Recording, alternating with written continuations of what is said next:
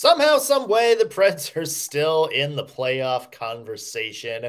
The latest coming with a 2-1 overtime win over the Seattle Kraken. Take that, Ellie Tolvanen. We'll talk about how the Predators did last night and look ahead to Saturday's game, also against the Kraken, today on the Locked On Predators podcast. You're Locked On Predators, your daily podcast on the Nashville Predators. Part of the Locked On Podcast Network, your team every day.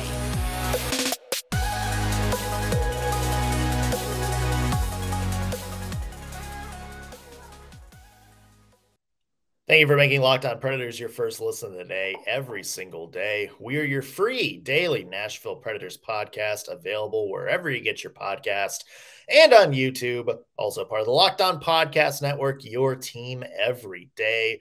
I'm Nick Morgan. I'm a writer and editor at ontheforecheck.com, and I have a partner in crime. You do. I'm Ann Kimmel. I'm a writer and editor at InsideThePreds.com.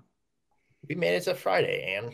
We did a whole week of hockey and we're wrapping it up. But wait, there's more. I feel like there's a minor achievement. It is in there. Especially when you put it in the context of last night's game. You were there, and credit to you for not falling asleep. I'm sure you really wanted to. Yeah, I mean, Predators versus Kraken, just kind of a fine game with a good result. Yes, I think that's a lovely way to put it. It was not the most exciting game. I was telling you before we were recording, I got to bring one of my dear friends who's never been to a hockey game. Super excited to, bring her and have her experience Nashville Predators hockey. And she loved all the times we say suck and all of that kind of thing. But it also really wasn't, I'm like, come back for another one. Yeah. I promise you, if you come back for another one, there's more goal scoring, there's more action. This was, maybe not the best gateway game for somebody who wants to become a Nashville Predators fan. But like you said, you know what? In the end, Predators got 2 points. And isn't that what it really all boils down to at this point in the year? Yeah, it's like a city council meeting to get a new park. It's important. That's an important council meeting. Getting the end result is absolutely fantastic. But do you really want to sit through 3 hours of that being discussed? That is an amazing analogy. Yeah, it was not what I expected. This was not a game. I did not expect the game to go like this. But again, friends, we just keep coming back to, in the end, the result is 2 points for the Nashville Predators. And like you said, somehow this morphed team is still in a playoff conversation. Yeah. Who would have thunk that? Yeah, well, there's two big reasons for that, I think. And we saw them both on display last night, and we will get to that in just a second. But first, quick recap for those of you who didn't see the game. The Kraken got on the board first, just 3 minutes into the first period, and we're like, "Yep, this is how it's gonna go, huh?" Yeah. Juuse Saros made some big saves as the game went on, though. Kiefer Sherwood, that guy is hot all of a sudden. Got the Preds back on the board, 1-1, nothing in the third period, nothing on overtime, even though the Preds had a power play that was not that great. Go to a shootout. Matt Duchene and Phil Tomasino score the only 2 goals of the shootout. Juuse Saros made a big save and got some help from the post. Preds win this one 2-1. And one word to describe the game. So many of you know that several moons ago, I was involved in mixed martial arts, have a black belt in MMA, and love it. But one of the things that I competed in state tournaments was something called point sparring. And point sparring is, 2 people, on the mat, and you earn points by either landing a kick or landing a punch. But point sparring is very different than an MMA match. In an MMA match, there is constant action, constant threat. It is, this hyped up, consistent level of action. Point sparring is very different because when one of the people lands a punch or a kick, you take a break, you reset, and you start again. And so it's not as interesting. Point sparring is not as interesting. It's a misnomer when you compete in it because you think, hey, MMA match. No, friends, this is like start, stop, start, stop. It is not entertaining to watch. And to me, that best describes this game last night. This was a point sparring match. This was not an MMA fight because, like you said, Daniel Sprong, he scored early about 3 minutes into the game. And you have this premonition of, okay, this is what this game's going to be like. This is going to be offensive charges. This is going to be frantic defenses. This is going to be a lot of pressure. This is going to be back and forth. Friends, that was not the game we saw. That was not the game we saw. This was a point sparring match. We're like, oh, maybe a little bit of a threat. Okay, reset. Okay, maybe a little bit of a threat. Juuse Saros makes a save. Okay, reset. So it was not the flow of a Nashville Predators Seattle Kraken game like we would have anticipated. This was a point sparring match. This was not an MMA fight. We'll see what Saturday brings, but last night, total point sparring match. Yeah, because even though the Seattle Kraken had more shots on goal than the Nashville Predators, didn't really look like they really stepped on the gas either. You know, Juuse Saros made some big saves, but it really wasn't like that kind of game. It was just like the, Kraken swarming everywhere, and the Preds have to survive this. Yes. There really weren't any just kind of big moments or anything like that. Maybe later in the third, but I agree. My one word, Anne, is steamed cauliflower. Oh, because I feel like let's go back to the days of being a kid. You had your mashed potatoes, which are delicious. You had your roast beef right there in the middle. You're looking forward to that big dessert at the end of the night. But you can't have that dessert. Why? Because your mom steps in and is like, no, not until you finish your plate first. And you look over the side of your plate, and here's just a big old pile of steamed cauliflower. You got to have your vegetables. You got to finish. So you're slogging through it. You see this dessert. For the Preds, that dessert is 2 points, a big win that keeps them in the playoff hunt. But it just felt like watching this game was just like the kids thing where you're just like picking up one piece of steamed cauliflower and like, yes.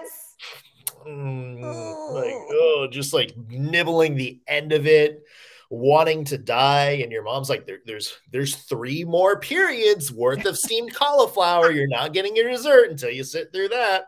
That's right. Yeah, and then just when you think it's like, okay, I finished, it's like, great, here's a 5-minute 3-on-3 version of another piece of cauliflower. And it felt like slogging through this game was just like being forced there to sit and eat your vegetable. But you know what? Hey, the Preds did finish their steamed cauliflower. They did get a critical point. They got to overtime. They got to the shootout, and they pulled out another point. So these are 2 big points for the Nashville Predators. It just really felt like it was a slog trying to get through. Yeah, it was. It was, again, just not the most exciting game, but you look at kind of where we're at in the season, and these are the kind of games that I think across the board teams are just going to have a little bit more often because you're looking at players who are, physically a little bit more exhausted. The Predators schedule, especially because, they're making up some games. They've got games in hand. They're not going to have a lot of time to recover physically. There's the mental component of what this team has been through. So even though it was not glamorous, even though it really was steamed cauliflower, you have to be pleased with the result because they slogged through. They ate their vegetables. They got their 2 points. And, again, not a lot of big highlights to talk about, but big 2 points. And that matters. Yeah. There are 2 big reasons the Nashville Predators won, and I think they're the same 2 big reasons the Nashville Predators are still in this playoff hunt. We will talk about what those are in just a second, but first want to mention today's show is brought to you by Indeed. When your business is starting its championship run, nothing matters more than finding and hiring the best team which is something the Nashville Predators probably could have used over the past couple of seasons. Well, with Indeed, you have the power to build a dynasty by hiring more MVPs faster. If you're hiring, you need Indeed. That's because Indeed is the hiring partner where you can attract, interview, and hire all in one place. Indeed is the only job site where you're guaranteed to find quality applications that meet your must-have requirements, or else you don't pay. So instead of spending hours on multiple job sites hoping to find candidates with the right skills, you can just use one powerful hiring partner that helps you do it all. They partner with you every step of the way through time-saving tools like Indeed Instant Match, assessments, and virtual interviews. With Indeed Instant Match, as soon as you sponsor a post, you get a short list of quality candidates with resumes on Indeed that match your job description. You can invite them to apply right away. Indeed makes it easy to hire great talent. According to ComScore, Indeed is the #1 job site worldwide and delivers 4 times more hires than all the jobs sites combined.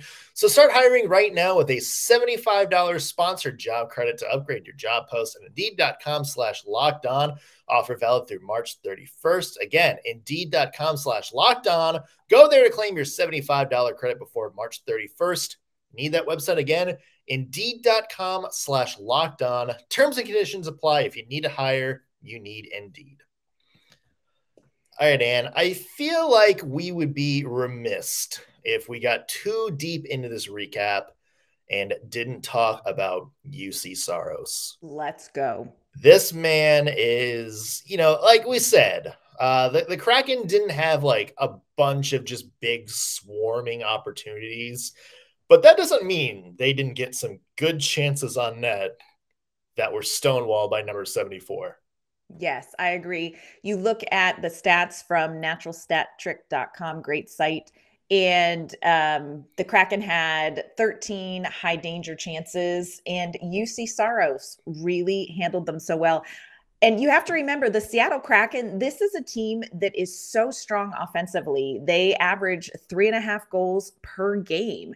And Juuse Saros kept them to 1 goal. This is huge. This is how you win games like this down the stretch in the slog. When you have somebody like Juuse Saros in net. I was thinking as I was kind of watching back through and watching the recap, look, if I'm Willie Donick, just a little bit of business advice, but when it comes time to renegotiate your contract, ask to be paid per time you say, big save by Saros, save by Saros, because you are going to make so much more money if you get paid that way. Because even though, like you said, the Kraken didn't generate a ton of shots on net, Juuse Saros is just so solid on net. What he was able to do against a highly offensive team, he wins games. This is a game won by Juuse Saros. I thought you were going to say, and ask Willie Donick to get one of those Philip Forsberg type deals. Well, yeah. Just 8 years, $8.5 million. Just he could make that much the way sports. Saros is playing. He could maybe make $8 million. Yeah, maybe shave the stubble into a little bit of a mustache there. Come on. I think we got something with Willie Donick here. I think we do. Yeah, well, when we talk to him at some point, someday, yes, we'll bring it up. Yep. Good advice. Here's the thing about Juuse Saros, and you saw it firsthand in this game. He's the eraser. Yes. He is the eraser, and I think this is true for any really good goaltender in the NHL. If you have a good goaltender who has put up the stats over the last, 3 years like Juuse Saros has, you're going to have a chance to win every single game. And that's something not a lot of teams can say. I mean, you look and there's kind of this push, to trade Juuse Saros. It's like, oh, you know what? He's just, keeping making a bad team just mediocre. And, we need to trade him to get a big return and kind of jumpstart this rebuild.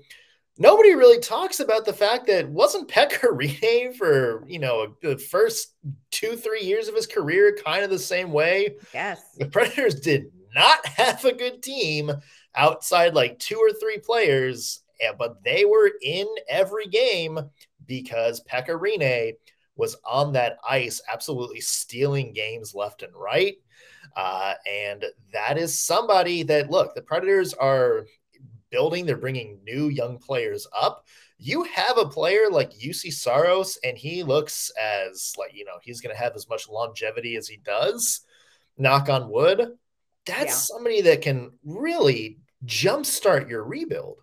Yeah. Because all of a sudden you're not having to piece together a super team to be competitive. You can kind of ease your way into it, get some playoff experience for guys as you're building up and finding those players. He is just, I think, an important part of this team moving forward.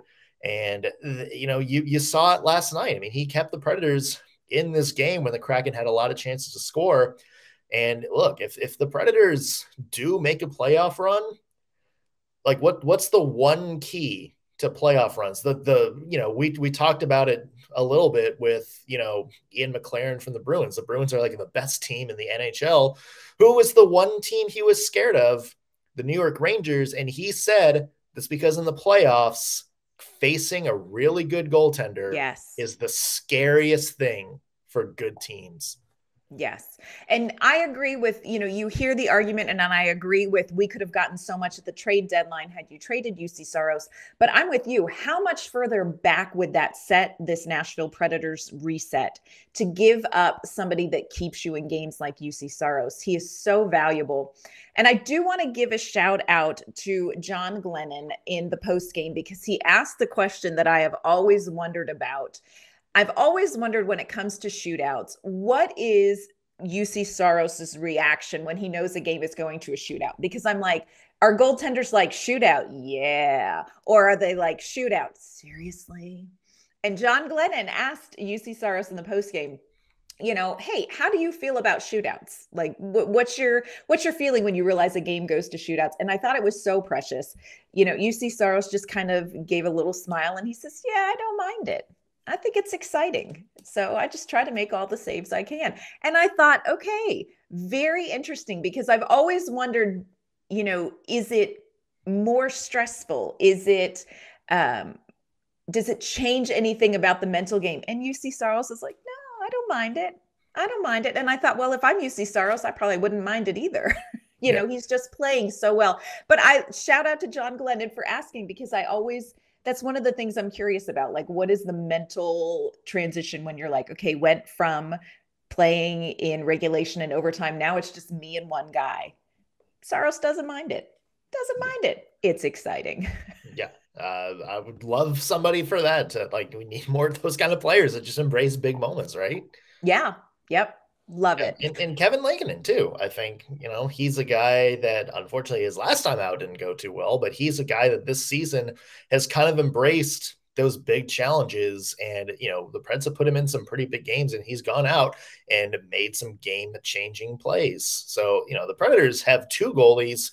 Who knows? In another couple of years, maybe we find out there's three of those goalies in the organization. It's amazing. I want to give a shout out to another player that I think really was key in this. And this is not a player at the beginning of the season that I think we figured we'd be talking about at this point, but let's talk a little bit about Kiefer Sherwood. Can we? Absolutely. Kiefer Sherwood knocked my socks off at training camp. He was just one of those names on a roster. Didn't think much of it, didn't pay much attention to him. And he really jumped out in the intra-squad scrimmages that they had. Like, his play really was exceptional, made the team out of training camp, ended up back in Milwaukee. And he's one of those players that, because of the way the season has gone for the Nashville Predators, he finds himself back in the NHL, playing big minutes in these games. Kiefer Sherwood had the most shots on goal last night. He had the second best expected goals for behind Cole Smith, who only took one shot. So I feel like that just doesn't quite count. But Kiefer Sherwood. It was one really good shot. It was one really good shot. And I thought Cole Smith had a great game defensively as well. But Kiefer Sherwood is really hungry. That's a word that John Hynes has used repeatedly to talk about these young guys. This is a player who is hungry. And you're seeing it in big games. These moments aren't too big for Kiefer Sherwood because he's just really dialed in. I also think you have something magical in a line where you have Tommy Novak centering Kiefer Sherwood and Luke Evangelista. And what that weird sentence to say, but yes. Again, did we think that's something we'd be talking about when the season started? No. But these three players have really done something amazing with the opportunity they're given. And, John Hynes has talked about this line combination. You have these two highly skilled playmakers and finishers in Evangelista and Novak.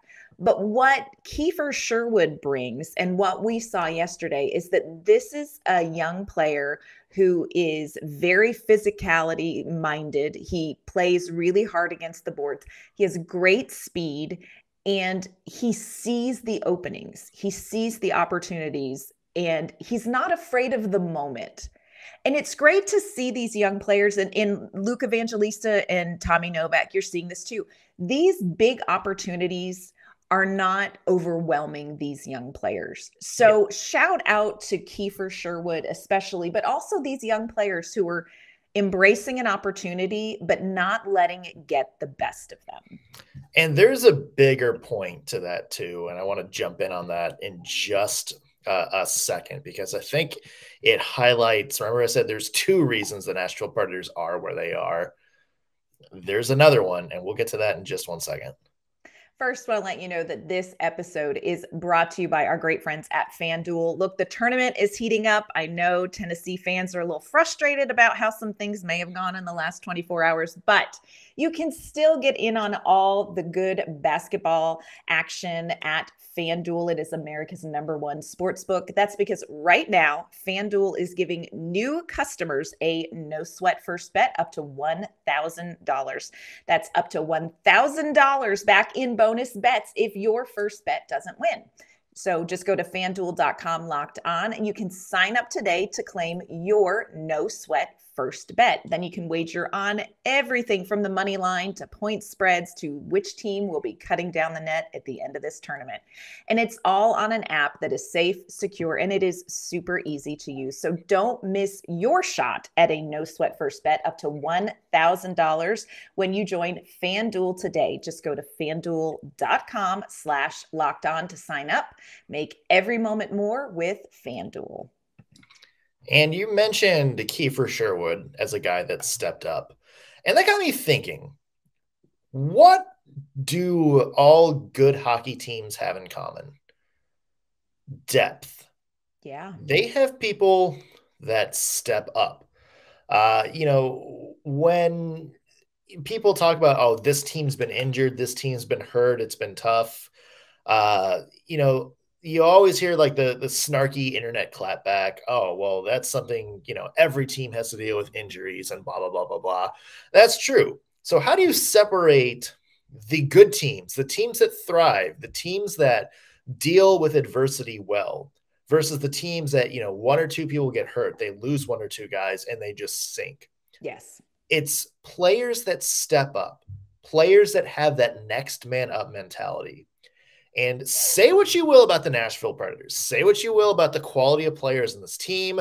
John Hynes, the way the way his strategy works, the players that David Poile has brought in. Say what you will about that. But one thing that I have been impressed with for the Nashville Predators, especially the second half of this season, is that whenever somebody has gone down, either with injury or have been traded, the people that have come up to fill that void have thrived. Yeah. And you look at it, the Predators lose, some pretty key guys. They lose Philip Forsberg, and we're like, they lose Ryan Johansson. We're like, oh, there's the scoring right there. Yep. And you have Tommy Novak on this absolute heater. You have Phil Tomasino stepping up and absolutely taking his game to a new level. You have Kiefer Sherwood with 9 points in 20 games. You have Luke Evangelista, who I think it's 9 points in 11 games, which I think is some kind of scoring pace record for a Predator in like his first 10 games or something like that. So you have all these new players stepping up. And as you mentioned, even some veteran journey guys too. You have Kiefer Sherwood, who, was kind of a surprise when he made the team, even though he had a good camp. He got sent down to Milwaukee. We thought that was the last we'd ever see of Kiefer Sherwood. He's stepped up and he has been playing some really good hockey. You have some veteran guys too, guys like Cole Smith, who I think has elevated his game. I know that sentence is going to rub some people the wrong way, but he has.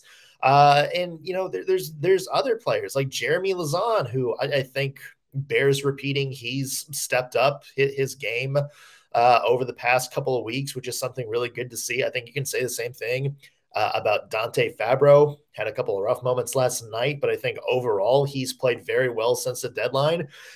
Even people like Jordan Gross, who played last night, or Kevin Gravel, they've stepped in, and the moment never really looked too big for them. Mm-hmm. And that's something that a winning team, a winning franchise, a winning organization has, is that culture of, we don't care who goes down with injury, no matter how big or small of a role they have on the team. Our expectation is that we're going to send somebody out there who we have faith in playing just as well or accomplishing the goal just as well. That's something I think the Nashville Predators have instilled in this organization, and you're seeing it this season because the Predators absolutely needed, playoffs aside, no matter how that ends up, the Predators needed some players to step up in a big way to at least make this, I guess, a productive end of season. And they absolutely have.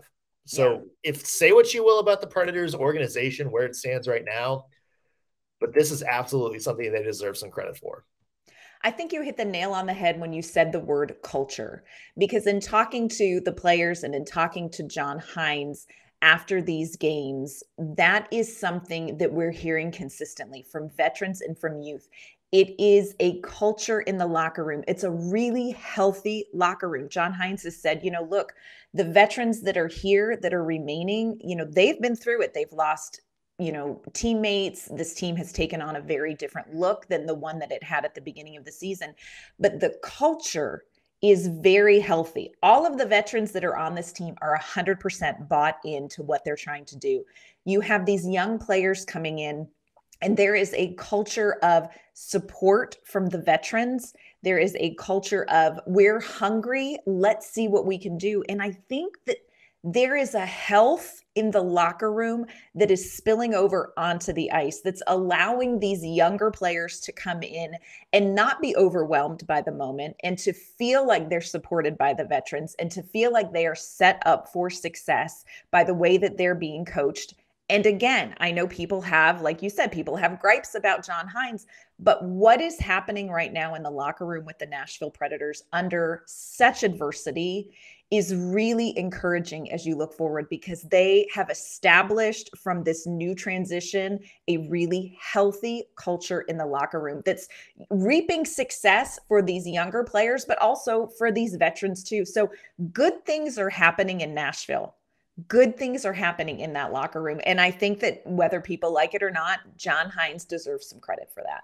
And this reminds me, Ann, of that 2017 playoffs to the Stanley Cup Finals, where the Preds kept winning despite, half the team going down with injury. I mean, they played a couple of those games in Anaheim without, with Colton Sissons on the first line and Pontus Aberg on the first line. You just have these guys that step up and elevate their game, and guys like Cody McLeod and Vern Fiddler coming into the lineup and scoring goals. And it's just that kind of atmosphere. And I'm sure there's a think piece in there somewhere when you think of all the players who have gone down for the Predators, and then the team starts playing really well after all these key players either are injured or hurt.